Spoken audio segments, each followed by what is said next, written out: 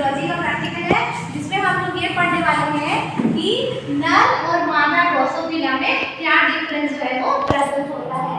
Difference मतलब अंतर है ना, मेल और फीमेल जो ड्रोसोफिला है उसमें क्या डिफरेंस जो है वो पाया जाता है। ठीक है बच्चों, आप इसको अच्छे से याद कर लेना। ड्रोसोफिला का आइडेंटिफिकेशन का फीचर कि ड्रोसोफिला को कैसे पहचानोगे कि ड्रोसोफिला मेल है कि फीमेल है। ठीक है बच्चों, तो जो मेल ड्रोसोफिला होता है वो अपेक्षाकृत आकार में छोटा होता है। याद रखना, मेल ड्रोसोफिला जो है आकार में छोटा होता है और फीमेल ड्रोसोफिला जो है वो नर की अपेक्षा आकार में बड़ी होती है। ठीक है, और वही मेल जो ड्रोसोफिला है उसका उदर, उदर मतलब उसका एब्डोमेन वाला पोर्शन, उदर का मतलब होता है एब्डोमेन जो है वो छोटा होता है और ब्लंट होता है। ब्लंट होता है मतलब वहाँ कोई पार्ट से बाहर की तरफ नहीं निकला होता। ठीक है, उसको हम क्या बोलते हैं, उदर छोटा होता है और ब्लंट होता है। ठीक है, और वही इनका जो एब्डोमेन है, फीमेल का एब्डोमेन जो है उसका आकार जो है वो बड़ा होता है।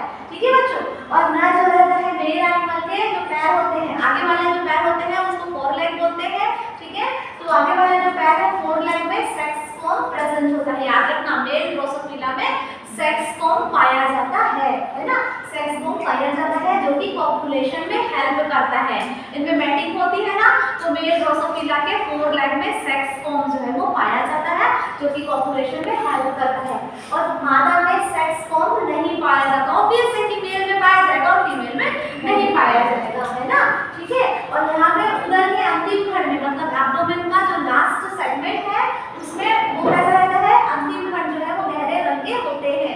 मतलब एब्डोमेन का जो लास्ट खंड है वो कैसा रहता है बच्चों, मेल में डार्क कलर का होता है ना, और फीमेल में क्या होता है, मादा में सामान्य रंग के ही होते हैं, मेल में डार्क होते हैं। ठीक, अब हम लोग पढ़ लेते हैं ड्रोसोफिला के कुछ और महत्वपूर्ण आकारिकी लक्षण। आकारिकी मतलब उसका मॉर्फोलॉजिकल जो हमको बाहरी रूप में दिखाई देता है उसको हम लोग क्या बोलते हैं बच्चों, मॉर्फोलॉजिकल लक्षण। ठीक है ना। तो अब यहाँ पे हम एक चीज आपको याद है कि जो लक्षण होते हैं वो हमेशा दो तरह के होते हैं। कोई भी कैरेक्टर उसका अपीयरेंस हो सकता है कि बाहर कैसा दिखाई देता है, पंख हो सकता है, आई का कलर हो सकता है, और जो गुण है उनके जो कैरेक्टर्स हैं वो दो प्रकार के होते हैं। एक होता है प्रभावी और दूसरा होता है अप्रभावी, है ना। तो जो प्रभावी होता है उसको हम लोग इंग्लिश में डोमिनेंट बोलते हैं और जो अप्रभावी होता है उसको हम रेसिस्टेंट बोलते हैं। ठीक है, तो जब आप लोग इवोल्यूशन पढ़ते हैं या आप लोग जेनेटिक्स का बुक पढ़ते हैं तो आप उसमें हमेशा याद रखिएगा कि जो प्रभावी लक्षण होता है उसके लिए हम कैपिटल वर्ड्स का इस्तेमाल करते हैं, जैसे कैपिटल आर है ना, कैपिटल एल है या कैपिटल ए है। तो जो जो कैपिटल वर्ड्स रहते हैं उससे ही हम इनका क्रॉस जो है वो कराते हैं। ठीक है, प्रभावी हमेशा अपने आप को अपीयर करता है और अप्रभावी जो रहता है वो अपने गुणों को पहली जनरेशन में नहीं दर्शा सकता है। अप्रभावी अपने गुणों को तभी दर्शाता है जब वो कैसे रहते हैं, होमोजाइगस रहते हैं। हेटेरोजाइगस कंडीशन में अप्रभावी अपने गुणों को कभी नहीं दर्शाता। ठीक, तो इसके कौन कौन से प्रभावी लक्षण है पढ़ लेते हैं। पंख कैसे रहते हैं, अगर हम प्रभावी पंखों की बात करें ड्रोसोफिला में तो प्रभावी अगर होता है तो पंख कैसे होते हैं बच्चों, नॉर्मल लॉन्ग विंग्स होते हैं। पंख कैसे रहेंगे, नॉर्मल लॉन्ग विंग्स रहेंगे, है ना। और अगर हमें कैसे रहेंगे, वेस्टिजियल रहेंगे। रेसिसिव रहा तो इनके पंख कैसे रहेंगे बच्चों, अवशेषी या वेस्टिजियल रहेंगे। आंख का कलर अगर डोमिनेंट है तो ब्रिक रेड होगा, ईंट के लाल ईंट का जैसे कलर होता है ना, ऐसा ब्रिक रेड के आकार का इसके आई का कलर होगा अगर डोमिनेंट कैरेक्टर दिखा रहा है तो।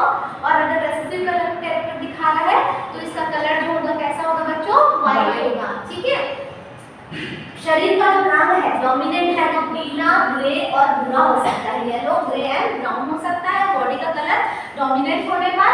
और अगर वो रेसिसिव है तो ड्रोसोफिला का कलर आपको क्या दिखाई देगा बच्चों, ग्रे दिखाई देगा। ठीक है, अब ये आपको ड्रोसोफिला की कुछ इमेजेस देखने को मिल रही है।